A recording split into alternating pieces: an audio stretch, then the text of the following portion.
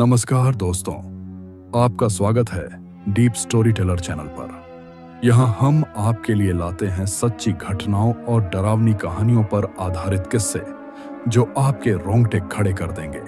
अगर आपको हमारी कहानियां पसंद आती हैं तो चैनल को सब्सक्राइब जरूर करें और हमारे साथ इस डरावनी यात्रा का हिस्सा बने। आज मैं आपके लिए एक ऐसी कहानी लेकर आया हूं जो न सिर्फ डरावनी है बल्कि बेहद भावनात्मक और वास्तविक भी है। नमस्कार दोस्तों, मेरा नाम अभय है और मैं उत्तर प्रदेश का रहने वाला हूं, लेकिन इस वक्त मध्य प्रदेश में रेलवे में गवर्नमेंट जॉब करता हूं। लेकिन आज मैं आप लोगों के लिए अपने जीवन में हुई एक बहुत ही भयंकर और डरावनी घटना की कहानी लेकर आया हूं, जो उस वक्त हुई थी जब मेरी पहली पोस्टिंग मध्य प्रदेश के एक जिले नर्मदापुर के छोटे से कस्बे में हुई थी। वहां पर सरकार की तरफ से हमें रहने के लिए रेलवे क्वार्टर दिए गए थे। ऐसे में मुझे भी एक क्वार्टर मिला था। अपनी ज्वाइनिंग के 2 दिन तक मैं अपनी ही साइड के एक लड़के के साथ रहा और उसके बाद क्वार्टर मिलने पर मैंने अपना सारा सामान उस क्वार्टर में अपने दोस्त की मदद से सेट कर लिया था।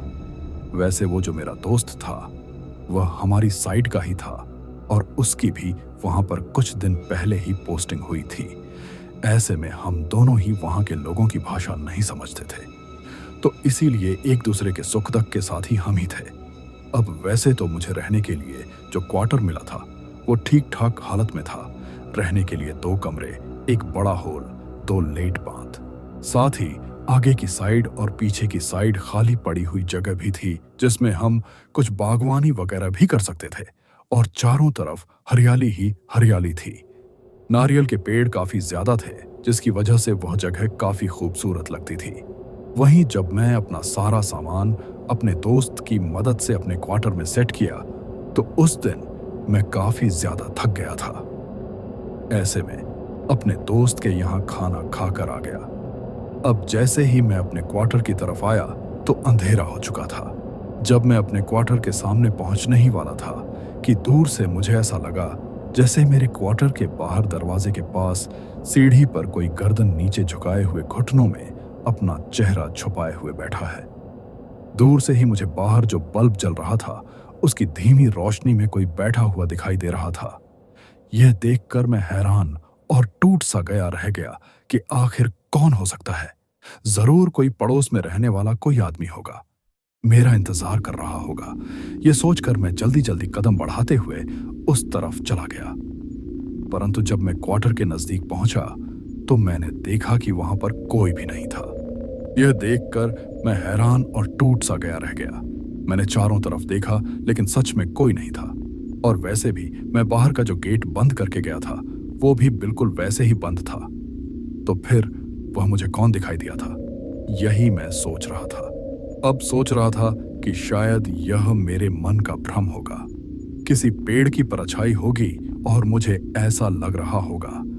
यह सोचकर मैंने ज्यादा इस बात पर ध्यान नहीं दिया और अपने क्वार्टर का गेट खोला। अब जैसे ही अंदर आने लगा तो मुझे ऐसा लगा जैसे कोई मेरे पीछे पीछे चलते चलते क्वार्टर के अंदर आ गया हो, क्योंकि किसी के चलने के कदमों की आवाज मुझे सुनाई दे रही थी। यह महसूस होते ही हड़बड़ाते हुए अब मैंने पीछे मुड़कर देखा तो कोई भी नहीं था, बस तेज तेज हवाएं चल रही थीं। यह देखकर मैंने सोचा कि हवा इतनी तेज चल रही है जिसकी वजह से ऐसा ही लगा होगा। यह सोचकर कि मौसम खराब ना हो जाए, यह सोचकर मैंने फिर क्वार्टर का गेट अंदर से अच्छे से बंद किया। वैसे भी यहाँ के मौसम का कुछ पता नहीं है कब खराब हो जाए। यह सोचकर फिर मैं अपने कमरे में आया, अपने कपड़े चेंज किए और सोने के लिए अपने पलंग पर लेट गया था। उस वक्त मेरे पास सोने के लिए बस मेरा पलंग ही था। जब मैं अपने पलंग पर लेटा हुआ था तो मुझे ऐसा लगा जैसे दूसरे कमरे में कोई है, क्योंकि किसी के चलने का, किसी के होने का एहसास मुझे हो रहा था। यह महसूस होते ही मैं सोचने लगा कि कौन हो सकता है। ऐसे में मैं उठकर दूसरे कमरे में आया तो देखा कि उसका दरवाजा तो बंद था। फिर भी मैंने दरवाजा खोलकर उसमें अंदर देखा तो उसमें कोई नहीं था। शायद बाहर मौसम खराब है और तेज हवा चलने की वजह से मुझे ऐसा ही महसूस हो रहा है। यह सोचकर मैं वापस फिर से उसी कमरे में आ गया जिसमें मेरा पलंग बिछा हुआ था। और सोने के लिए पलंग पर लेट गया। अब मैं आंखें बंद करके सोने की कोशिश करने लगा कि मुझे ऐसा लगा कि जैसे मेरे कमरे में कोई धीमी आवाज में कुछ बोलते जा रहा है, लेकिन क्या बोल रहा है मुझे कुछ समझ में नहीं आया। पहले तो मैंने इन बातों को नजरअंदाज करने की कोशिश की, लेकिन जब लगातार आवाज आती जा रही थी तो मुझे थोड़ी हैरान और टूट सा गया ही हुई कि गेट तो अंदर से अच्छे से बंद है, फिर आखिर कमरे में है कौन, आवाज किस तरह की है। यह सोचकर अब मैंने आंखें खोलकर देखा तो कोई भी नजर नहीं आया।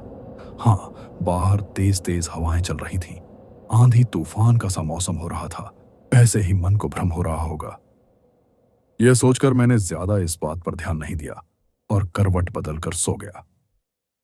अभी मुझे नींद आई थी कि मुझे ऐसा लगा जैसे कोई मेरे बगल में लेटा हुआ है, क्योंकि मैं जब दूसरी साइड करवट लेने की कोशिश कर रहा था तो करवट नहीं ले पा रहा था। किसी के होने का एहसास मुझे साफ महसूस हो रहा था। पहले तो नींद में होने की वजह से मैंने इस बात को नजरअंदाज किया, लेकिन तभी मुझे ऐसा लगा जैसे किसी ने मेरे ऊपर अपना हाथ रखा है। यह महसूस होते ही हड़बड़ाते हुए मेरी नींद खुल गई तो मैंने देखा कि कोई नहीं था। शायद नींद में कोई ऐसा ही सपना देखा होगा। मैं यही सोच रहा था कि तभी तेज आवाज करते हुए कमरे की खिड़की खुल गई और एक तेज हवा का झोंका कमरे के अंदर आया। यह देखकर मैं खड़ा हुआ और कमरे की खिड़की जैसे ही बंद करने लगा तो मैंने देखा कि मेरे क्वार्टर के पीछे की साइड जो खाली जगह थी वहां पर कोई बैठा हुआ है, बिल्कुल वैसे ही जैसे पहले दिखाई दिया था। अपना चेहरा घुटनों में छुपाए अपनी गर्दन नीचे किए हुए कोई बैठा था। यह देखकर मैं सोचने लगा कि यह कौन है। फिर अपने आप से ही बोला, अरे कौन होगा, शायद किसी पेड़ की परछाई होगी। परंतु फिर सोचने लगा, कोई तो है, लेकिन कौन यहां आ सकता है, क्योंकि पीछे की तरफ जो चार दीवारी थी वह काफी ज्यादा ऊंची थी। ऐसे में कोई उस पर चढ़कर तो आ नहीं सकता था और आगे की साइड का गेट भी अच्छे से लॉक था। तो फिर कौन हो सकता है, यही सोचकर मैं उसे तरफ देखते जा रहा था। कभी मन करता कि मेरे मन का भ्रम है, यह सिर्फ पेड़ की कोई परछाई है, कभी करता कि कोई बैठा हुआ है, क्योंकि अंधेरे में साफ दिखाई नहीं दे रहा था। ऐसे में जल्दी से मैंने अपने पलंग पर रखा हुआ मोबाइल उठाया और उसकी टॉर्च जलाकर जैसे ही उस तरफ देखा तो अब मुझे कुछ भी नजर नहीं आ रहा था। यह देखकर मैं अपने आप से ही बोला, कुछ नहीं है, मैं भी बस ऐसे ही बेचैन और परेशान हो रहा हूं, किसी पेड़ की परछाई होगी। यह सोचकर मैंने कमरे की खिड़की जैसे ही बंद की तो मुझे ऐसा लगा जैसे किसी ने पीछे से मेरे कंधे पर हाथ रखा है।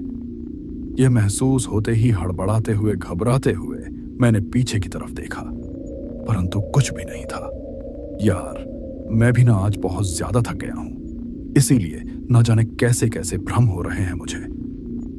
यह सोचकर कमरे की खिड़की बंद करके मैं सोने के लिए लेट गया और कुछ ही देर में मुझे नींद आ गई थी। धीरे धीरे इसी तरह रात गुजर गई। अगले दिन सुबह होते ही जल्दी से नहाकर मैं रसोई में आया तो मैंने देखा कि रसोई में जो फल, फ्रूट और सब्जियां रखी हुई थीं, उन्हें जैसे किसी ने बुरी तरह नोच नोच कर खाया था, चारों तरफ बिखरी पड़ी थी। यह देखकर पहले तो मैं हैरान और टूट सा गया रह गया। फिर सोचा कि शायद कोई चूहा आ गया होगा जिसने ऐसी हरकतें की होंगी। ऐसे में मैंने जल्दी से साफ सफाई की, अपने लिए नाश्ता बनाया और नाश्ता करके टिफिन पैक करके मैं अपनी ड्यूटी पर जाने के लिए निकल गया। मैं कल रात जो कुछ भी हुआ था उन सबको अपने मन का भ्रम समझकर नजरअंदाज कर दिया था। जब अपनी ड्यूटी पर था तो रात की कोई भी बात मुझे याद नहीं आई थी, क्योंकि मुझे इस बात का एहसास भी नहीं था कि आगे मेरे साथ क्या होने वाला है। फिर ड्यूटी खत्म करके वहां से वापस शाम को लौटते समय अपने मोबाइल से मेरी अपने घर वालों से बात हो रही थी। वे लोग मेरे लिए रिश्ता देख रहे थे, लेकिन अभी मैं कुछ और वक्त चाहता था, क्योंकि अभी तो मेरी जॉब लगी थी।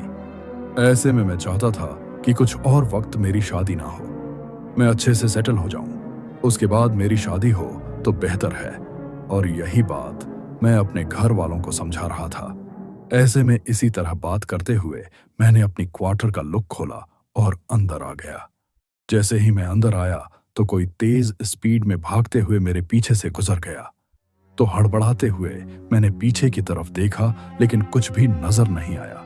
तभी ऐसा लगा जैसे फिर से मेरे पीछे से कोई भागकर गुजर गया हो। अब मैं फिर से पीछे की साइड देखा तो कुछ भी नजर नहीं आया, लेकिन थोड़ा मैं घबरा गया था। तभी मेरी माँ, जो मुझे फोन पर बातें कर रही थी, वो बोली, क्या हुआ बेटा? तो मैं हड़बड़ाते हुए बोला, कुछ नहीं माँ, बस थोड़ा थक गया हूं, आपसे बाद में बात करता हूं। यह कहकर मैंने कॉल काट दिया और क्वार्टर का गेट अंदर से अच्छे से लॉक करके रसोई में आया। अभी मैं रसोई में आया ही था कि मुझे ऐसा लगा जैसे कोई बाहर से क्वार्टर का जो मेन गेट था उसे जोर जोर से अपने हाथों से पीट रहा था। यह देखकर मैंने सोचा, कौन हो सकता है, और जल्दी से वहां पर आकर गेट खोलकर देखा तो कोई भी नहीं था। शायद हवा की वजह से गेट ऐसे ही आवाज कर रहा होगा। यह सोचकर मैंने फिर से गेट को अंदर से अच्छे से लॉक किया। वैसे आज सच में बहुत थक गया था, क्योंकि कल तो वैसे ही क्वार्टर में अपना सामान रखने में काफी ज्यादा थकान हो गई थी और आज ड्यूटी पर काम भी बहुत ज्यादा था। ऐसे में मन कर रहा था कि अब जल्दी से कुछ भी बनाकर और खाकर सो जाऊं, लेकिन उससे पहले चाय बना लूं, क्योंकि थकान ज्यादा हो रही थी और थोड़ा सिर दर्द भी महसूस हो रहा था। यह सोचकर मैं किचन में आया और अपने लिए चाय बनाने लगा था, तो तभी मुझे फिर से एहसास होने लगा कि बगल वाले कमरे में कोई है। किसी के चलने की आवाज मुझे साफ साफ सुनाई दे रही थी। यह महसूस होते ही मैंने सोचा शायद भ्रम होगा, परंतु जब बार बार आवाज आ रही थी तो मैं फिर से जाकर उस कमरे में गेट खोलकर अंदर देखा, लेकिन वहां पर कोई भी नहीं था। अब मैं आकर अपनी चाय पीने लगा। फिर चाय पीने के बाद मैं अपने लिए खाना बनाने लगा। गैस के एक चूल्हे पर सब्जी बन रही थी, साथ में मैं आटा गंदते जा रहा था कि तभी मेरे एक दोस्त का फोन आ गया और मैं लाउडस्पीकर पर उससे बातें करने लगा और साथ में रसोई का भी काम करते जा रहा था कि तभी मेरी नजर सब्जी की तरफ गई। वैसे मैं आलू टमाटर की सब्जी बना रहा था। तभी मैंने देखा कि सब्जी का रंग पूरी तरह लाल हो गया था, जैसे बिल्कुल खून हो, और उसमें आलू के टुकड़े ऐसे लग रहे थे जैसे मांस के टुकड़े तैर घूम रहे हैं। अब यह देखते ही मेरे तो होश उड़ गए। मैं एक तक हैरान और टूट सा गया से सब्जी की तरफ देखने लगा कि तभी पीछे से अजीबो गरीब चिल्लाने की आवाज आने लगी थी। अब मैं घबरा गया और पीछे की तरफ देखने लगा तो कोई नहीं था, लेकिन ऐसा लगा जैसे कोई भागकर जो पास वाला कमरा था उसमें चला गया हो। यह देखकर मैं जल्दी से वहां आया। पास के कमरे का तो दरवाजा लॉक था, लेकिन कोई तो था। यह महसूस होते ही मैं घबरा रहा था। फिर से रसोई में आया तो देखा कि कढ़ाई में सब्जी ही बन रही थी। यह देखकर मैं हैरान और टूट सा गया रह गया कि कुछ देर पहले तो इसमें मुझे खून नजर आ रहा था और अब ऐसे में कुछ भी समझ में नहीं आ रहा था कि यह क्या हो रहा है। तभी अपने आप से बोला, बहुत ज्यादा थक गया हूं, ऐसे में कुछ भी दिखाई दे रहा है। यह सोचते हुए मैंने जल्दी से अपने लिए रोटियां बनाई और फिर जल्दी से खाना खाकर बर्तनों को साफ करके एक तरफ रखकर मैं अपने कमरे में आ गया और पलंग पर लेट गया। अभी मुझे नींद नहीं आई थी कि मुझे रसोई में से बर्तनों के गिरने की आवाजें आने लगी, जैसे सारे बर्तन नीचे गिर रहे हों। यह महसूस होते ही मैंने सोचा कि शायद कल की ही तरह वो चूहा सब्जी और फल खराब करने के लिए आया होगा। ऐसे में मैं भागते हुए रसोई में आया तो देखा कि वहां तो ऐसा कुछ भी नहीं था। बर्तन भी अपनी जगह पर रखे हुए थे। शायद अब शांत मौसम है, ऐसे में बगल वाली क्वार्टर की आवाज आ रही होगी। यह सोचकर मैंने इस बात पर ज्यादा ध्यान नहीं दिया और आकर अपने कमरे में अपने पलंग पर लेट गया और कुछ ही देर में सो गया था। अभी मैं सो रहा था कि मुझे ऐसा महसूस होने लगा जैसे कोई मेरे कमरे में बैठकर रो रहा है। उस वक्त मैं नींद में था, इसीलिए मैंने इस बात को नजरअंदाज करने की कोशिश की, लेकिन जब आवाज बार बार आ रही थी तो मैं इस बात को नजरअंदाज नहीं कर सका और हड़बड़ाते हुए आंखें खोलकर देखा तो मेरे होश उड़ गए। मेरे पलंग के पास में ही एक साया खड़ा हुआ था जो किसी आदमी का था। बड़ा ही डरावना साया था। पूरी तरह से सफेद आंखों की पुतली लाल रंग की थी और वो गुस्से में मेरी तरफ देखकर घूरते जा रहा था।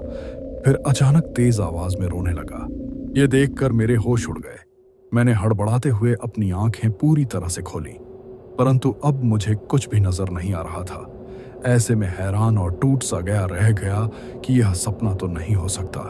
यह सोचते हुए मैं घबराते हुए चारों तरफ देख रहा था, लेकिन कमरा बिल्कुल शांत था। न रोने की आवाज सुनाई दे रही थी, न कमरे में मेरे सिवाय और कोई था। अब मैं अपने आप से ही बोला, शायद ऐसे ही कोई डरावना सपना देखकर भ्रम हुआ होगा, और मैं सोने के लिए फिर से लेट गया। तो जो पास वाला कमरा था, उसी में से फिर से मुझे आवाज आने लगी, जैसे कोई तेज आवाज में रो रहा है। ये आवाज जब मुझे आई तो मैंने सोचा कि शायद बगल वाले क्वार्टर में जो पति पत्नी रहते हैं, उनके बीच में किसी बात को लेकर झगड़ा हो गया होगा और उनकी ही आवाज आ रही है। यह सोचकर इस बात को नजरअंदाज करने की कोशिश करने लगा, लेकिन आवाज मेरे कमरे के पास वाले दूसरे कमरे में से आ रही थी। तो अब मुझसे रुका नहीं गया और मैं जल्दी से वहां आया तो मैंने देखा कि कमरे का दरवाजा खुला हुआ था। उसे खुला हुआ देखकर मैं थोड़ा हैरान और टूट सा गया रह गया, क्योंकि मैंने तो कमरे के दरवाजे को अच्छे से बंद किया था। अब घबराते हुए मैंने कमरे में अंदर जाकर देखा तो मुझे कुछ भी नजर नहीं आया, लेकिन तभी मुझे ऐसा लगा जैसे किसी ने पीछे से मुझे एक तेज धक्का मारा हो। यह महसूस होते ही हड़बड़ाते हुए मैंने पीछे देखा तो कोई भी नहीं था। अब हैरान और टूट सा गया ऐसे मैं कुछ समझ नहीं पा रहा था। अब सोचा शायद गलती से मैंने ही कमरे का दरवाजा खुला छोड़ दिया होगा। यह सोचकर दरवाजा अच्छे से लॉक किया और वापस आकर अपने कमरे में अपने पलंग पर लेट गया। फिर से सोने की कोशिश करने लगा था, लेकिन अब मुझे थोड़ी दिल दहला देने वाली घबराहट हो रही थी। कुछ ठीक नहीं लग रहा था। सोच रहा था कि माना गलती से कमरा तो खुला छोड़ दिया होगा, लेकिन मुझे धक्का किसने मारा था, यह बात समझ में नहीं आ रही थी। परंतु फिर भी सुबह ड्यूटी जाना है, यह सोचकर सोने की कोशिश कर रहा था। ऐसे में अभी अपनी आंखें बंद की थीं कि मुझे ऐसा लगा जैसे कोई मेरे सिरहाने की तरफ खड़ा हुआ है और मेरे बहुत करीब से मुझे देख रहा है। यह महसूस होते ही आंखें खोलकर देखा तो कुछ भी नहीं था। फिर अपने आप से बोला, यह आजकल मुझे हो क्या रहा है? कैसे उल्टे सीधे ख्याल दिमाग में आ रहे हैं, कैसे कैसे भ्रम हो रहे हैं। यह सोचकर मैंने अपनी आंखें बंद कर ली और सारी बातों को नजरअंदाज करके सोने की कोशिश करने लगा। तो कुछ ही देर में मुझे नींद आ गई थी। धीरे धीरे इसी तरह रात गुजर गई थी। अब तक जो कुछ हो रहा था उन्हें बस ऐसे ही मन का भ्रम, कोई डरावना सपना समझकर मैं नजरअंदाज कर रहा था, लेकिन मुझे नहीं पता था कि असलियत क्या है। अगले दिन मैंने अपने लिए नाश्ता बनाया, नाश्ता किया और अपना टिफिन पैक करके मैं अपनी ड्यूटी पर चला गया था। वहां काम करते हुए कब वक्त गुजर गया पता ही नहीं चला। शाम को वापस लौटते समय आज फिर मम्मी का कॉल आ गया था और मैं उनसे बातें करते हुए अपने क्वार्टर पर पहुंच गया। वहां पर जाकर मैंने अपने लिए चाय बनाई और मम्मी का कॉल कट गया।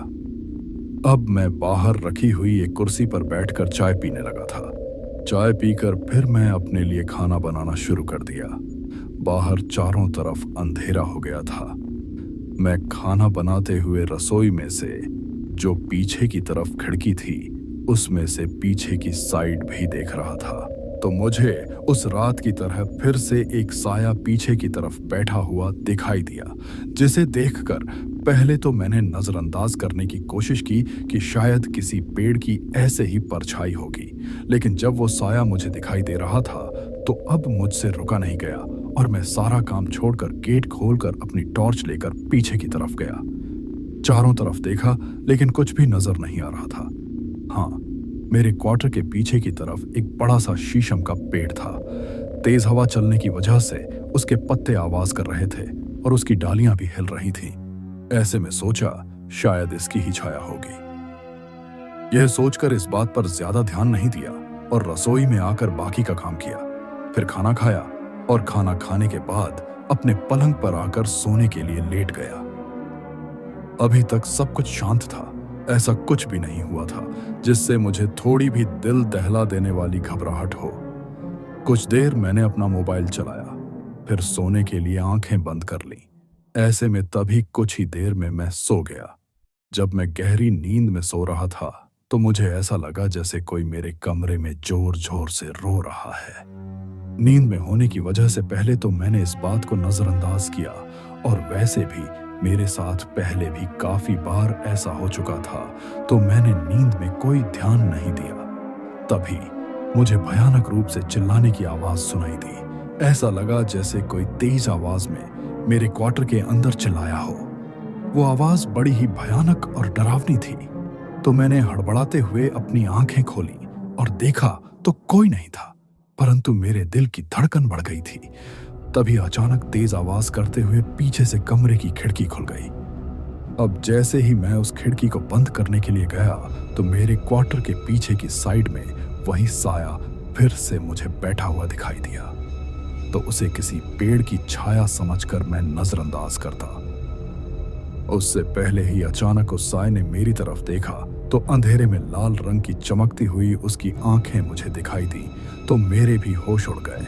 तभी जैसे उस साए ने मेरी तरफ देखकर अजीब सी मुस्कान दी तो उसके भयानक दांत भी मुझे अंधेरे में चमकते हुए दिखाई दे रहे थे।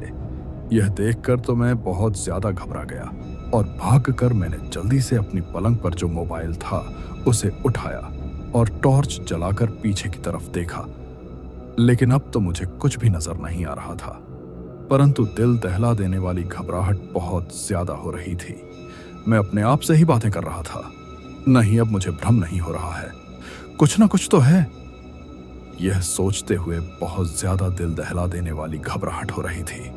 ऐसे में मैंने जल्दी से कमरे की खिड़की को बंद किया और सोने के लिए वापस पलंग पर लेट गया, लेकिन बहुत ज्यादा डर रहा था। फिर भगवान को याद करते हुए और यह सोचकर कि ऐसा कुछ नहीं है, मैं सो गया। अभी मुझे ठीक तरीके से नींद भी नहीं आई थी कि मुझे ऐसा लगा जैसे किसी ने मेरे हाथ पैरों को जकड़ दिया हो। मैं अपने हाथ पैरों को चाहते हुए भी नहीं हिला पा रहा था। मेरे पास में मेरे पलंग के चारों तरफ जैसे कोई रोते हुए घूम रहा है। ये महसूस होते ही मैं आंखें खोलने की कोशिश कर रहा था, लेकिन आंखें भी नहीं खोल पा रहा था।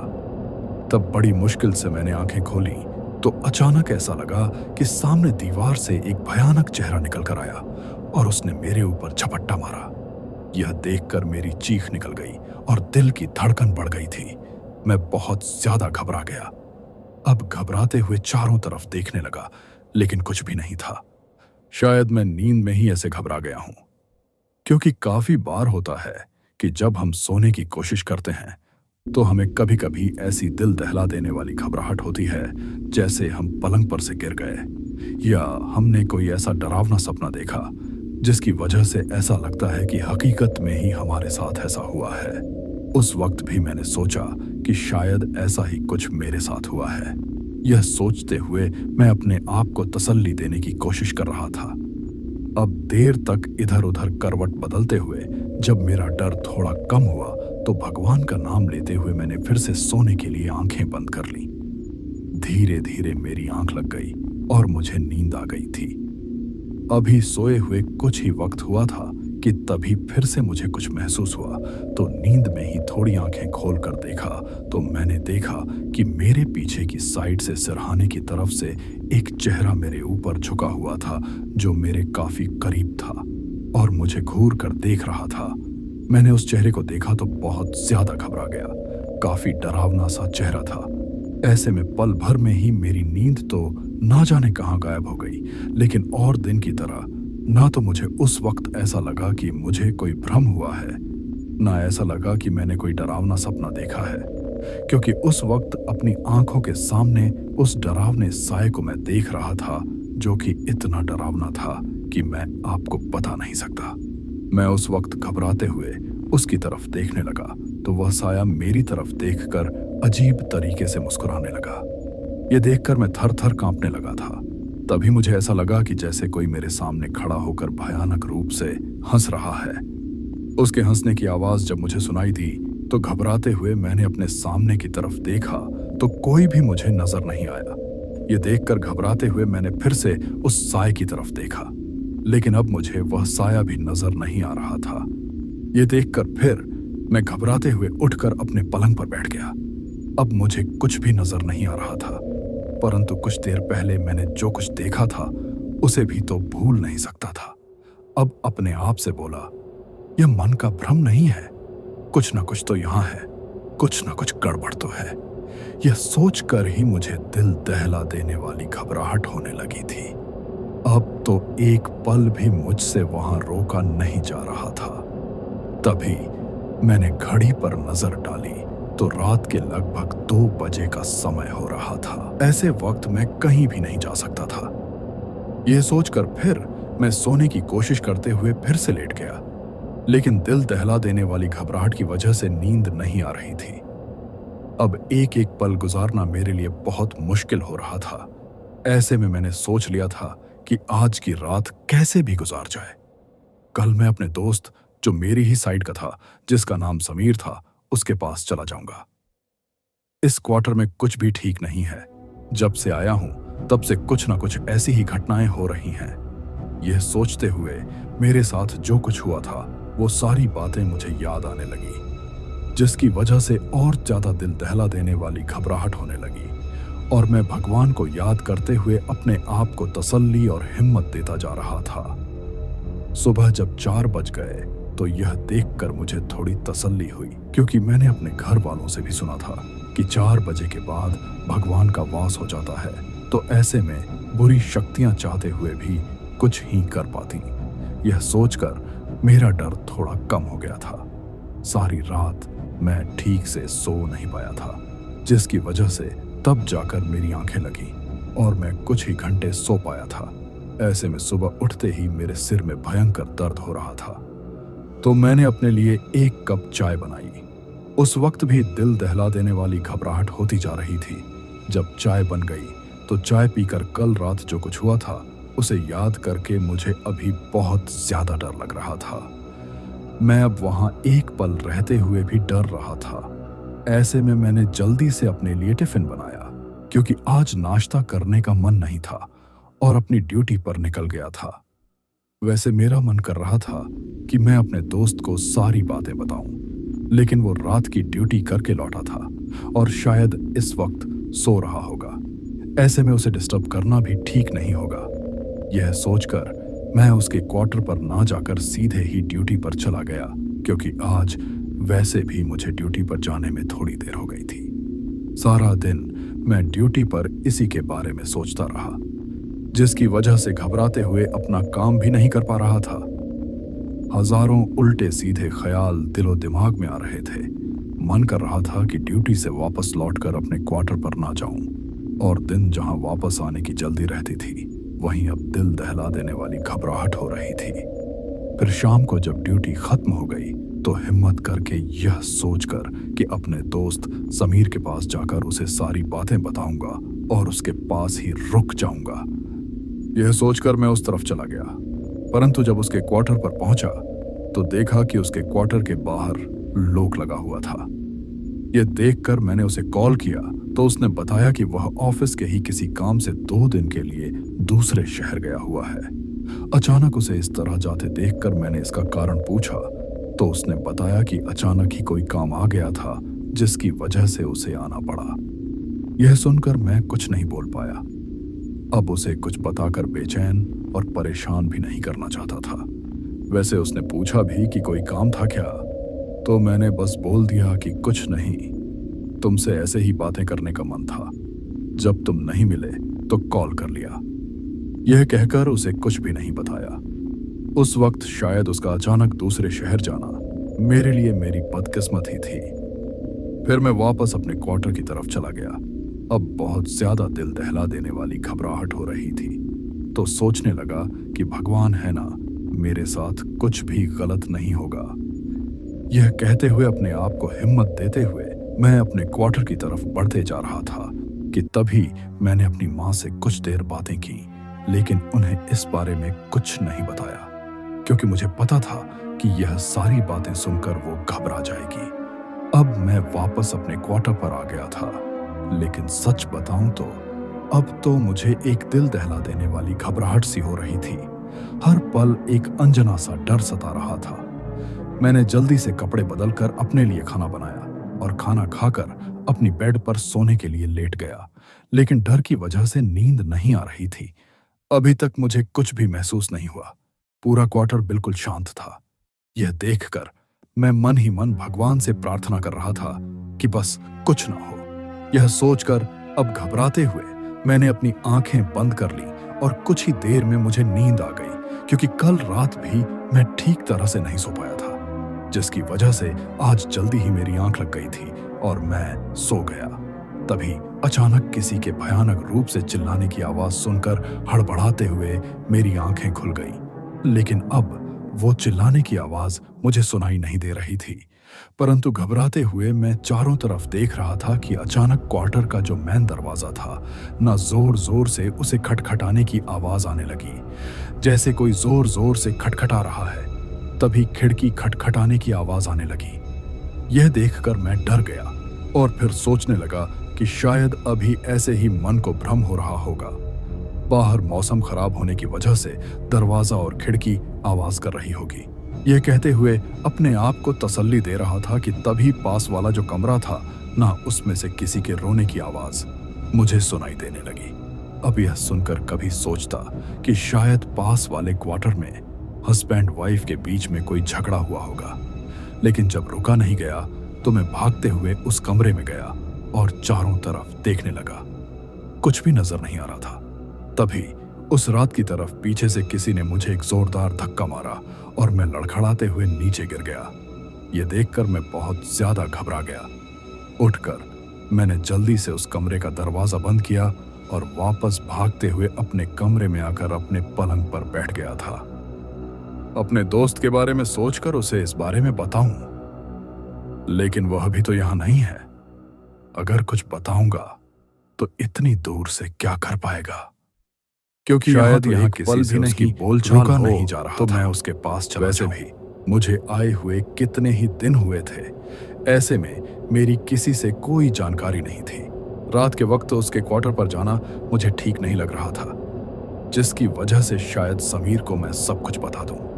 यह सोचकर मैंने उनके पास कॉल भी किया, लेकिन उनका फोन भी नहीं लग रहा था। अब बहुत ज्यादा दिल दहला देने वाली घबराहट हो रही थी। रात के लगभग 12 बजे का टाइम हो रहा था कि भगवान, यह मेरे साथ क्या हो रहा है? यह सोचकर क्या करूं, कहां जाऊं, कुछ समझ में नहीं आ रहा था और मैं घबराते जा रहा था। लेकिन फिर सब कुछ शांत हो गया। ऐसा लग रहा था जैसे कुछ भी नहीं है।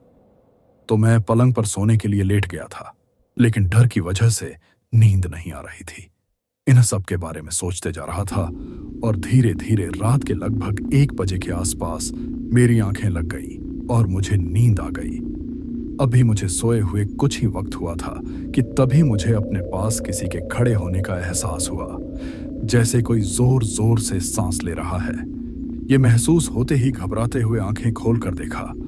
कुछ भी नजर नहीं आया, लेकिन तभी सामने की दीवार पर एक भयानक चेहरा मुझे दिखाई दिया, जिसे देखकर तो मेरे होश उड़ गए थे। वो भयानक आंखें अजीब तरीके से मेरी तरफ देखने लगी और धीरे धीरे पूरे क्वार्टर में रोने की आवाज गूंजने लगी, जो आवाज काफी भयानक और डरावनी थी। यह देखकर मैं बहुत ज्यादा घबरा गया और अपने पलंग पर से उठने की कोशिश करने लगा, तो ऐसा लगने लगा जैसे किसी ने मेरे हाथ पैरों को जाम कर दिया हो। मैं अपने पलंग पर से हिल भी नहीं पा रहा था कि अचानक मेरा पलंग इस तरह से हिलने लगा जैसे पूरे घर में भूकंप आ गया हो, जिसकी वजह से घबराते हुए मैं चिल्ला भी नहीं पा रहा था, क्योंकि हाथ पैरों की तरह जैसे मेरा गला भी जाम हो गया था। तभी रसोई में जो बर्तन रखे हुए थे एक एक करके आवाज करते हुए नीचे गिरने लगे और अचानक ऐसा लगने लगा जैसे क्वार्टर में कोई तेजी से भाग रहा है। किसी के भागने की उसके कदमों की आवाज मुझे साफ सुनाई दे रही थी, जिसकी वजह से उस वक्त मुझ पर क्या गुजर रही थी मुझसे बेहतर कौन समझ सकता है। तभी ऐसा लगा कि मेरे कमरे के पास वाला दूसरा कमरा है। ना किसी ने तेज आवाज करते हुए उसके गेट को खोला है और उसमें से भी मुझे अजीब तरीके की आवाज आने लगी। कभी लगता कोई रो रहा है, कभी लगता कोई चिल्ला रहा है, तो कभी लगता जैसे कोई लड़ाई झगड़ा कर रहा है। पूरे क्वार्टर में ऐसा लग रहा था जैसे एक तूफान सा आया हुआ था। तभी मैं उठने की कोशिश की तो अब मैं उठ सकता था। यह देखकर मैं घबराते हुए जल्दी से पलंग पर से उठकर जैसे ही अपने कमरे से बाहर निकला तो जो दूसरा कमरा था ना, उसकी तरफ मेरी नजर गई। वहां पर देखा कि कोई फांसी के फंदे से लटका हुआ था। यह देखकर तो मेरे पैरों तले ही जमीन खिसक गई। समझ में नहीं आ रहा था कि मेरी आंखों के सामने जो कुछ देख रहा हूं वह कोई सपना है या सच में हकीकत है। अगर हकीकत है तो फिर यह फांसी के फंदे पर कौन लटक रहा है? यह सोचते हुए उस वक्त मैं बहुत ज्यादा डर गया कि तभी फांसी के फंदे पर जो आदमी लटका हुआ था ना, उसने अचानक इस तरह से आंखें खोली कि मेरी आवाज गले में ही दब कर रह गई। तभी फांसी के फंदे पर लटकते हुए उस आदमी ने घूर कर मेरी तरफ देखा तो मेरी चीख निकल गई। मैं थर थर कांपने लगा था। पल भर में ही जैसे दिमाग ने काम करना ही छोड़ दिया था। घबराते हुए उस तरफ ही देख रहा था क्योंकि यह वही आदमी था जो मुझे पहले भी दिखाई दे चुका था, लेकिन हमेशा मैंने उसे सिर्फ एक बुरा सपना और अपने मन का भ्रम समझा था। परंतु अब सब कुछ मुझे अपनी आंखों के सामने साफ दिखाई दे रहा था। फंदे पर लटकता वो आदमी, उसकी भयानक आंखें, उसका भयानक चेहरा। अब मुझे देखकर फिर वह अजीब तरीके से हंसने लगा। जैसे ही वह हंसने लगा तो उसका चेहरा और ज्यादा डरावना हो गया। यह देखकर मैं डरते हुए पीछे की तरफ मुड़ा तो अचानक मुझे ऐसा लगा जैसे किसी ने मुझे जोर से धक्का मार दिया हो, जिससे मैं वहीं फर्श पर गिर गया। अब मैं थर थर कांपने लगा। अब मैंने सोचा कि यहां रहना ठीक नहीं है। यहां से निकलकर रेलवे स्टेशन की तरफ ही भाग जाऊं। वैसे छोटा सा रेलवे स्टेशन था। रात के वक्त तो अधिकतर सुनसान रहता था, लेकिन यहां से तो बेहतर है। कम से कम वहां जाने पर जान तो बच जाएगी। कुछ रेलवे कर्मचारी भी मिल जाएंगे।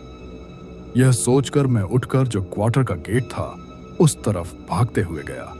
दरवाजा खोलने की कोशिश की, लेकिन दरवाजा नहीं खुल रहा था। यह देखकर मैं बहुत ज्यादा घबरा गया और घबराते हुए, हड़बड़ाते हुए दरवाजे को खोलने की पूरी कोशिश कर रहा था, लेकिन दरवाजा ऐसा लग रहा था जैसे बाहर से किसी ने लॉक कर दिया हो। मेरे बहुत कोशिश करने पर भी नहीं खुल रहा था। वहीं मेरे क्वार्टर में मेरे पीछे से जोर जोर से चिल्लाने की आवाज आ रही थी। वही जिस कमरे में मैंने उस आदमी को फांसी के फंदे पर लटका हुआ देखा था, अब वहां पर कुछ भी नजर नहीं आ रहा था, लेकिन वहां से किसी के भयानक रूप से रोने की आवाज आ रही थी और ऐसा लग रहा था जैसे कोई तेजी से कदमों से उस कमरे में चल रहा है। यह देखकर मैं घबराते हुए बार बार चिल्लाते हुए कह रहा था, कोई दरवाजा खोलो, लेकिन जैसे मेरी आवाज किसी को भी सुनाई नहीं दे रही थी। तभी अचानक आवाज करते हुए दरवाजा खुल गया। यह देखकर मैं भाग पाता कि एक तेज हवा का झोंका आया और ऐसा लगा जैसे किसी ने धक्का देकर मुझे अंदर गिरा दिया हो। अब मैं फर्श पर गिरा ही था कि यह देखकर मैं कुछ समझ पाता। तभी तेज आवाज करते हुए अचानक वो दरवाजा फिर से बंद हो गया। अब तो मैं बहुत ज्यादा डर गया था। ऐसा लग रहा था कि घबराते हुए बेहोश हो जाऊंगा। तभी रसोई में से नल के चलने की आवाज सुनाई दी। यह देखकर घबराते हुए उस तरफ देखने लगा तो दूसरी साइड से बाथरूम में से भी नल चलने की आवाज सुनाई दी। तभी ऐसा लगा जैसे जो कमरा था जिसमें मैं सोता था, उसमें से कोई भागते हुए मेरी तरफ आया हो, लेकिन दिखाई कोई नहीं दे रहा था।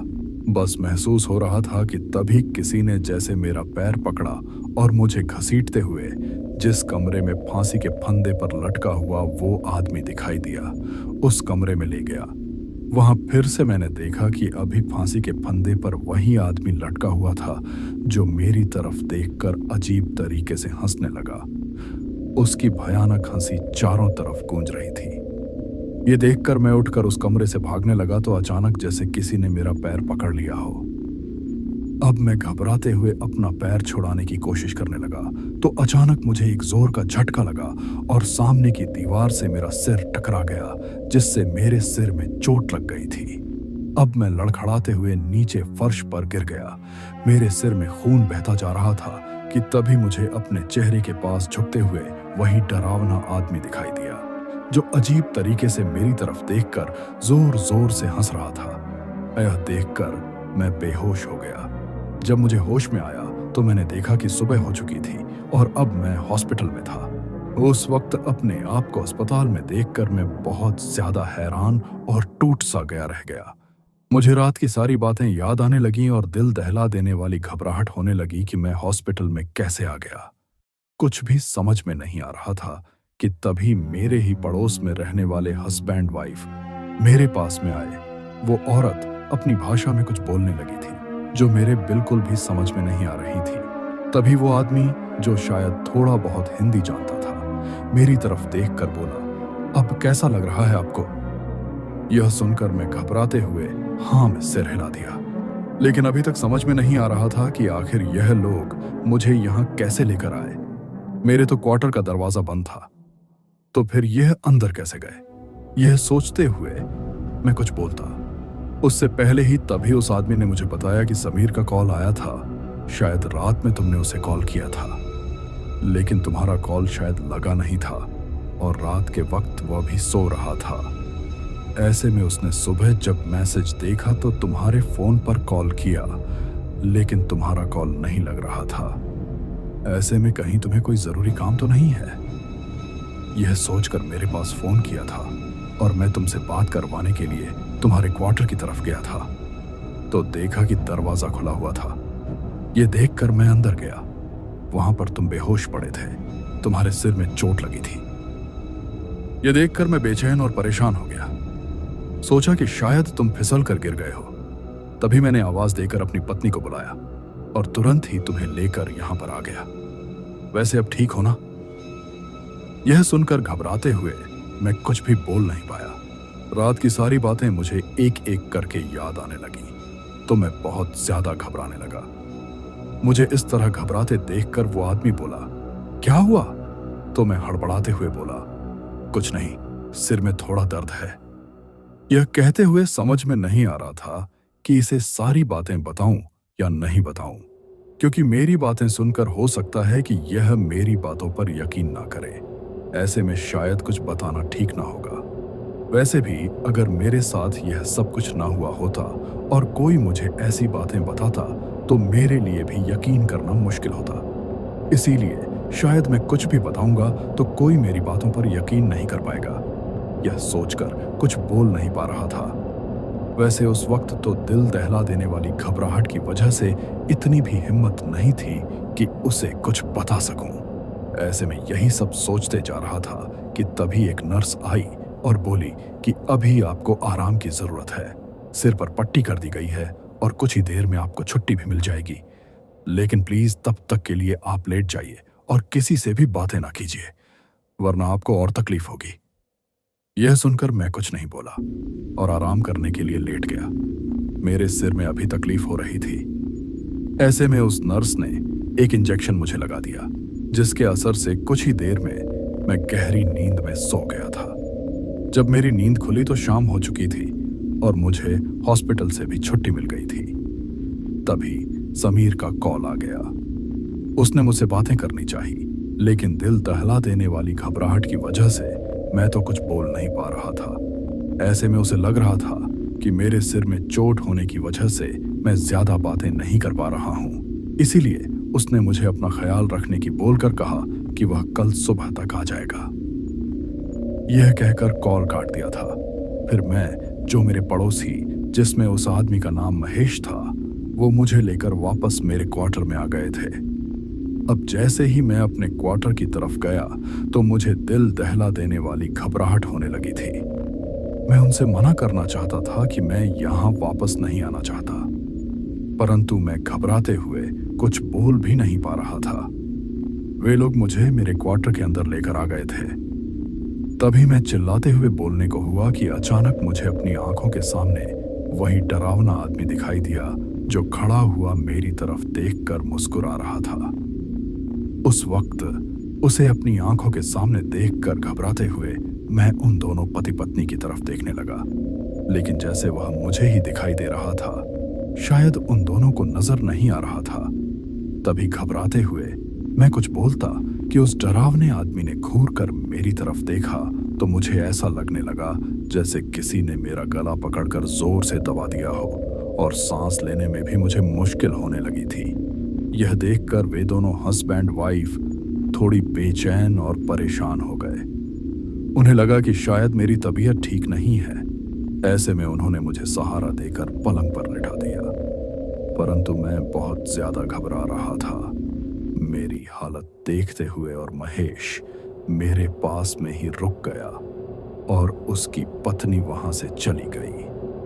उस वक्त महेश मुझसे बातें करने की कोशिश कर रहा था। मुझसे पूछ रहा था कि आखिर कल मेरा पैर कैसे फिसल गया जिससे मेरे सिर में चोट लग गई। इसके साथ में ही मेरे घर परिवार के बारे में भी बातें कर रहा था, परंतु डर की वजह से मैं कुछ नहीं बोल पा रहा था। ऐसे में उसने ज्यादा बातें नहीं की और यह कहकर कि थोड़ा आराम कर लो, तुम्हें अच्छा लगेगा। वह अपने फोन में कुछ देखने लग गया था।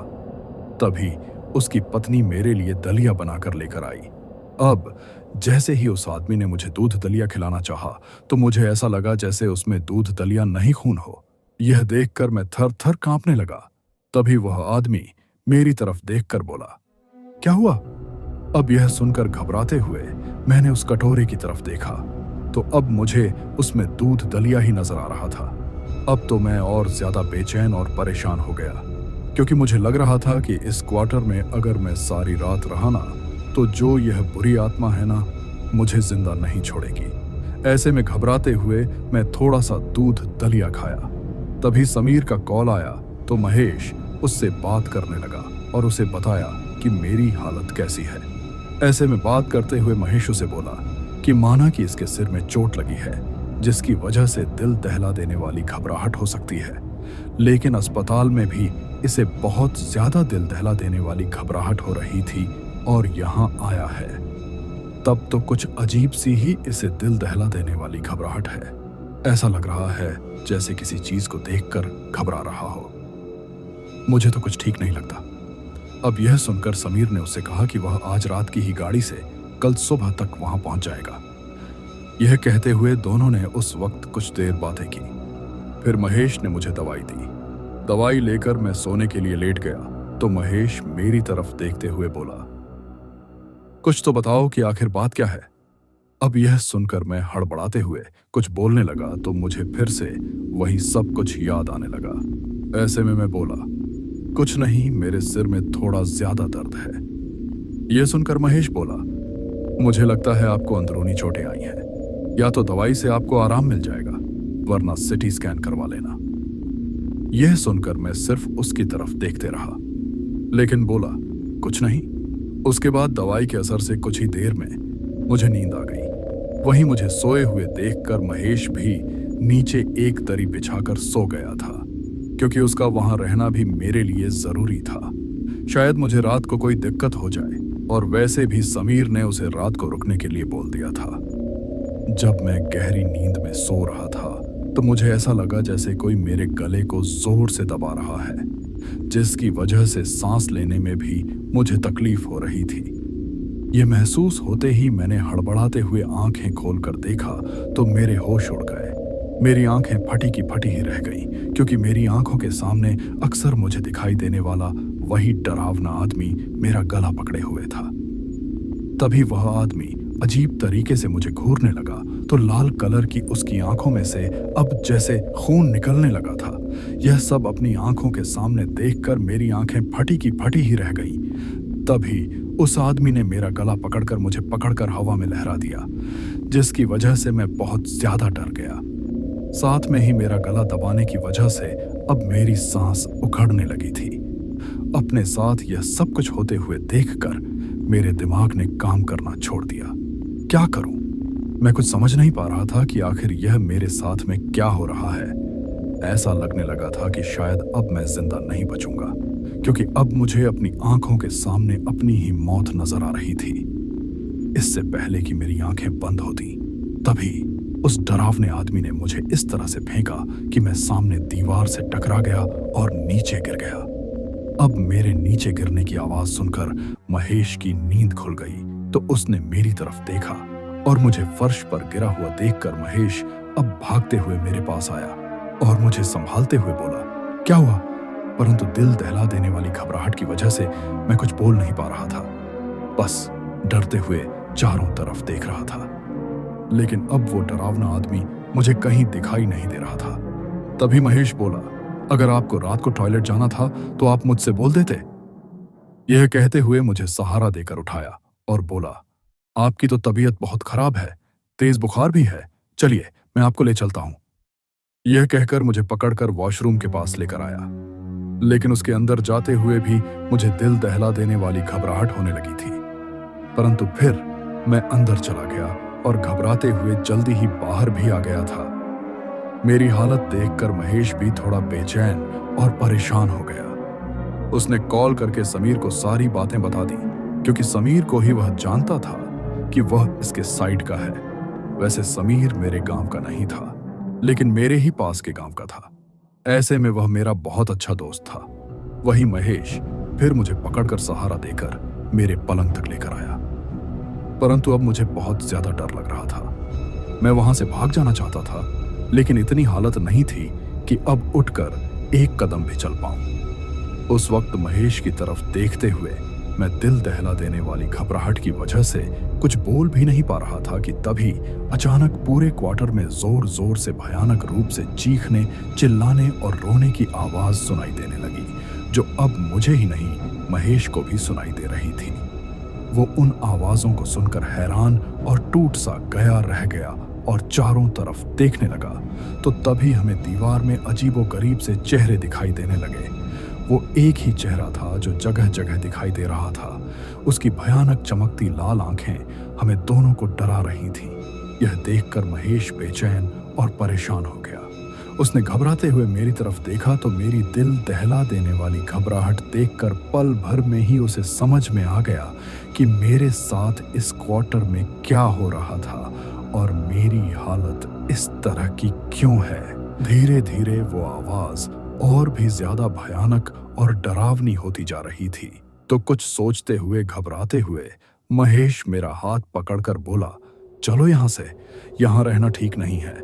यह सुनकर मैं भी खड़ा हो गया। हम दोनों वहां से भागते हुए दरवाजे की तरफ जा रहे थे कि तभी वही डरावना आदमी हमारी आंखों के सामने दरवाजे के सामने आकर खड़ा हो गया। यह देखकर हम और भी ज्यादा घबरा गए। तभी वह भयानक रूप से आवाज करते हुए हमारी तरफ बढ़ने लगा, तो पीछे से हमें किसी के रोने की आवाज सुनाई देने लगी। तो हमने घबराते हुए पीछे की तरफ देखा तो वही आदमी था। तभी मैं जिस कमरे में सोता था, उस कमरे के बगल वाले कमरे में से मुझे रोने चिल्लाने की आवाज सुनाई दी। तो मैंने उस तरफ देखा। उस कमरे में अभी भी फांसी के फंदे पर कोई आदमी लटक रहा था। ये देखकर तो मैं कुछ समझ नहीं पा रहा था कि आखिर हो क्या रहा है। मेरी आंखों के सामने वही आदमी था, मेरे पीछे भी वही आदमी था, तो कमरे में भी वही आदमी फांसी के फंदे पर लटक रहा था। अब मैं और महेश घबराते हुए एक दूसरे की तरफ देख रहे थे। तभी अचानक दीवार में से एक हाथ निकला और उसने महेश का पैर पकड़ लिया। यह देखकर महेश अपना पैर छुड़ाने की पूरी कोशिश करने लगा, लेकिन वो हाथ बुरी तरह से उसके पैर को नोचने लगा था। यह देखकर मैं भी बहुत घबरा गया। मुझे तो समझ में नहीं आ रहा था कि मैं क्या करूं। वैसे ही एक तो मेरी हालत वैसे ही खराब थी। तभी अचानक महेश ने आंखें बंद करके भगवान भोलेनाथ के मंत्रों का जाप करना शुरू कर दिया। जैसे ही उसने मंत्र बोले तो हमारी तरफ जो डरावना आदमी बढ़ रहा था, वो घबराते हुए पीछे की तरफ खिसक गया। इसके साथ में ही चारों तरफ और भी ज्यादा चीख पकार मच गई थी। तभी पूरे घर में एक काला धुआं सा फैलने लगा था। अब जो डरावना आदमी हमें दिखाई दे रहा था, वह भी दिखाई नहीं दे रहा था। यह देखकर मैं तो कुछ समझ ही नहीं पा रहा था। वही दीवार में से जो भयानक हाथ निकलकर महेश का पैर पकड़ा हुआ था, वो हाथ भी न जाने कहां गायब हो गया। तभी एक ही सांस में उन मंत्रों को बोलते हुए महेश ने मेरा हाथ पकड़कर दरवाजे के पास आया तो दरवाजा खोलने पर खुल गया। अब दरवाजा खोलकर हम दोनों जल्दी से घबराते हुए क्वार्टर से बाहर आ गए। तभी महेश ने मंत्र बोलते हुए ही दरवाजा बंद किया। अब हम दोनों वहां से जैसे ही भागने लगे तो क्वार्टर के अंदर से वही भयानक रूप से चीखने चिल्लाने की आवाज आने लगी। ऐसा लगने लगा जैसे कोई दरवाजा खोलने के लिए अंदर से बार बार दरवाजा पीट रहा था।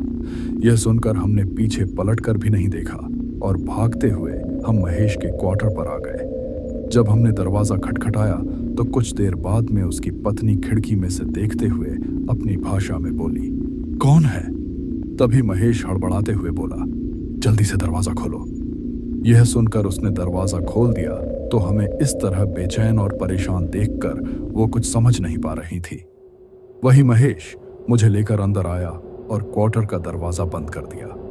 अब उसकी पत्नी अपनी भाषा में महेश से कुछ पूछते जा रही थी तो महेश ने अपनी भाषा में उसे कुछ समझाया, जिसे सुनकर वह भी बहुत ज्यादा डर गई। वही मेरी हालत देखकर महेश मेरी तरफ देखते हुए बोला, घबराओ मत, यहां तुम ठीक हो। तभी उसकी पत्नी पानी लेकर आई तो घबराते हुए मैंने थोड़ा सा पानी पिया। उस रात दिल दहला देने वाली घबराहट की वजह से हम सब सो भी नहीं पाए थे। सुबह लगभग 5 बजे के आसपास समीर भी आ गया था, लेकिन कॉल करके महेश ने उसे बता दिया था कि वह मेरे क्वार्टर पर ना जाकर उसके क्वार्टर पर आ जाए। तो वह सीधे ही महेश के क्वार्टर पर आ गया था। वही हमें इस तरह बेचैन और परेशान देखकर उसने हैरान और टूट सा गई से पूछा कि आखिर हुआ क्या है। तो महेश ने उसे सारी बात बता दी। यह बात सुनकर उसके लिए भी यकीन करना थोड़ा मुश्किल हो गया था। वो मेरी तरफ देखने लगा। अब हिम्मत करके हड़बड़ाते हुए मैंने अपने साथ जो कुछ हुआ था वो सारी बातें बता दी, जिसे सुनकर हर कोई बेचैन और परेशान हो गया। साथ में थोड़ा घबराने भी लग गए थे। अब समीर मेरी तरफ देखते हुए बोला, तुम्हारे साथ इतना सब कुछ हो रहा था तो तुमने मुझे बताया क्यों नहीं? यह सुनकर मैं बोला, पहले तो मुझे लगा था कि यह सब कुछ मेरे मन का भ्रम है, लेकिन जब मुझे लगा कि कुछ ना कुछ तो गड़बड़ है, कुछ अजीब है, तो मैं तुम्हें बताना चाहता था, लेकिन तुम दूसरे शहर गए हुए थे। ऐसे में कुछ बताकर तुम्हें बेचैन और परेशान नहीं करना चाहता था। यह सुनकर समीर बोला, बेचैन और परेशानी की क्या बात है? तुम्हें बताना चाहिए, तुम मेरे भाई की तरह हो। अगर तुम्हें कुछ हो जाता तो मैं अपने आप को कभी माफ नहीं कर पाता। तभी कुछ सोचते हुए महेश बोला, इसका मतलब लोग कहते हैं जो सच कहते हैं कि उस क्वार्टर में विक्रम की आत्मा घूमती है। उसे ऐसा कहते देखकर मैंने और समीर ने उसकी तरफ देखा। तभी समीर हैरान और टूट सा गया से बोला, क्या मतलब? तो महेश ने कहा कि इस क्वार्टर में पहले एक परिवार रहता था। इसमें एक विक्रम नाम का आदमी अपनी बीवी बच्चों के साथ रहता था। आए दिन उन दोनों पति पत्नी के बीच में किसी बात को लेकर झगड़ा होता ही रहता था। उस वक्त हम लोग यहाँ पर आए ही थे। हमने पहले तो इस बात पर ज्यादा ध्यान नहीं दिया, लेकिन जब रोजाना देर रात तक झगड़ा होता रहता था तो हमने इस बारे में आस पड़ोस के लोगों से पूछा, क्योंकि विक्रम लोगों से ज्यादा मतलब नहीं रखता था, ना ही उसकी पत्नी को किसी से बोलने देता था। तो पता चला कि विक्रम रोज शराब पीकर हंगामा करता है, बेवजह अपनी पत्नी और बच्चों के साथ मारपीट करता है, जिसकी वजह से लड़ाई झगड़ा होता है। यह सुनकर हमें अच्छा नहीं लगा, लेकिन विक्रम को समझाने का भी कोई फायदा नहीं था, क्योंकि लोगों का कहना था कि वह बेवजह ही गाली गलौज करने लग जाएगा। इसी तरह दिन गुजर रहे थे। उनके रोजाना के ही नाटक थे। एक दिन सुबह सुबह विक्रम के घर से रोने चिल्लाने की आवाज सुनाई देने लगी तो हम सभी लोग वहां पर भागते हुए गए तो विक्रम की लाश फंदे पर लटकी हुई थी। उसने शराब के नशे में रात को सुसाइड कर लिया था। उस वक्त उसकी पत्नी ने बताया था कि रात को जब वह शराब पीकर आया तो सभी के साथ मारपीट करते हुए गाली गलौज देने लगा। ऐसे में यह देखकर दोनों पति पत्नी में खूब लड़ाई हुई। उसके बाद में वह दूसरे कमरे में जाकर दरवाजा बंद करके फंदे से लटक गया। सुबह जब काफी दरवाजा खटखटाने पर भी उसने दरवाजा नहीं खोला तो उन्होंने जैसे तैसे करके अंदर से दरवाजे का लॉक बाहर से तोड़ दिया। फिर दरवाजा खोलकर देखा तो विक्रम फांसी के फंदे पर लटका हुआ था। ऐसे में पुलिस केस हुआ। पुलिस आई, सब लोगों से पूछताछ की, लाश को अपने साथ ले गई तो लाश के साथ में ही उसके बीवी बच्चे भी चले गए। उसके कुछ दिनों बाद विक्रम के परिवार में से कुछ लोग आए और जो सारा सामान था वह लेकर चले गए। तभी से यह क्वार्टर खाली पड़ा था। लोगों का कहना है कि उन्हें उस क्वार्टर में अब भी विक्रम की आत्मा के होने का एहसास होता है। कभी कोई खिड़की के पास खड़ा दिखाई देता है तो कभी क्वार्टर के आगे और पीछे की जो खाली जगह है वहां बैठा हुआ दिखाई देता है। परंतु मैंने ऐसा कुछ नहीं देखा था, इसीलिए बस लोगों के मन का भ्रम समझकर इस बात पर ज्यादा ध्यान नहीं दिया था। लेकिन आज जो कुछ हुआ यह कहकर महेश भी बेचैन और परेशान हो गया।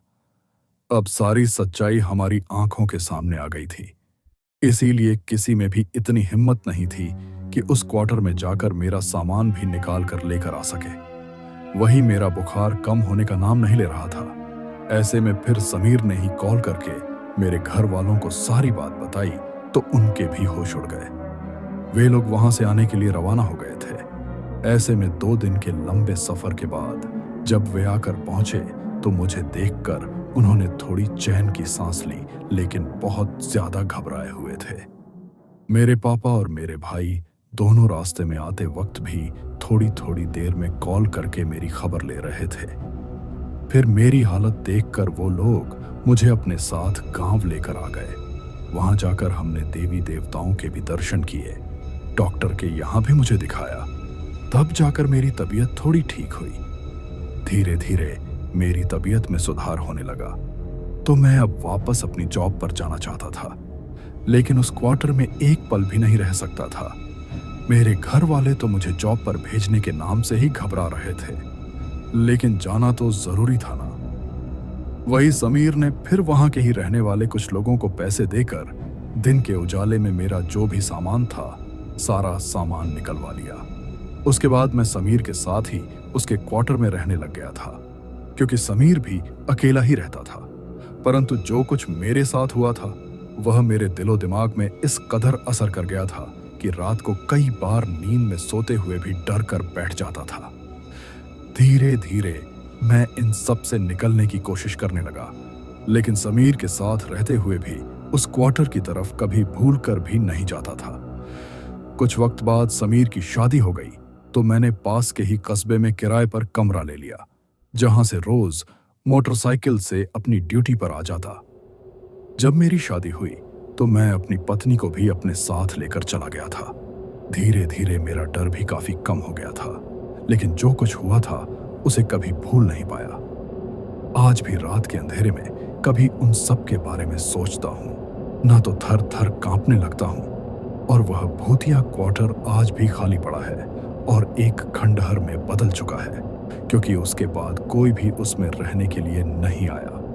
अगर किसी को सरकार की तरफ से वह मिला भी तो अड़ोस पड़ोस के लोगों की बात सुनकर किसी ने भी उसमें रहने की हिम्मत नहीं की। वैसे लोगों का कहना है कि आज भी उस क्वार्टर में कभी खिड़की के पास तो कभी आगे पीछे जो खाली जगह है वहां पर विक्रम की आत्मा दिखाई देती है। मैंने आप सबको अपनी ये घटना इसलिए बताई क्योंकि हम में से बहुत सारे लोग रोजी रोटी की तलाश में कभी दूसरे देश में, दूसरे शहर में या दूसरे गांव में जाते हैं। वहां पर कभी हमें सरकारी क्वार्टर रहने के लिए मिल जाता है तो कभी किराए का घर रहने के लिए मिल जाता है, लेकिन हमें पता नहीं होता कि हमसे पहले कुछ ऐसी घटनाएं वहां घट चुकी हैं जो हमारे लिए भी जानलेवा बन सकती हैं, जैसा मेरे साथ हुआ था। इसीलिए किसी भी अनजान जगह पर रहने से पहले अगर हम वहां रहने वाले लोगों से थोड़ी सी उस जगह के बारे में पूछताछ कर लें तो हमारे लिए बेहतर हो सकता है, क्योंकि हमारी जरा सी लापरवाही हमारी जान की दुश्मन भी बन सकती है। और अगर हमारी जान भी बच जाए तो भी कुछ ऐसी तकलीफें भी हमें मिल सकती हैं जिन्हें हम कभी जीवन भर नहीं भुला सकते। दोस्तों, यह थी आज की खौफनाक सच्ची घटना। शायद इस कहानी ने आपको भी सोचने पर मजबूर कर दिया होगा कि अंधेरा हमेशा खाली नहीं होता। अगर कहानी ने आपको डराया और भावुक किया तो डीप स्टोरी टेलर चैनल को सब्सक्राइब करें, वीडियो को लाइक और कमेंट जरूर करें। अगली बार फिर मिलेंगे एक और डरावनी और रहस्यमयी घटना के साथ। तब तक के लिए सुरक्षित रहिए और अंधेरे से सावधान रहिए।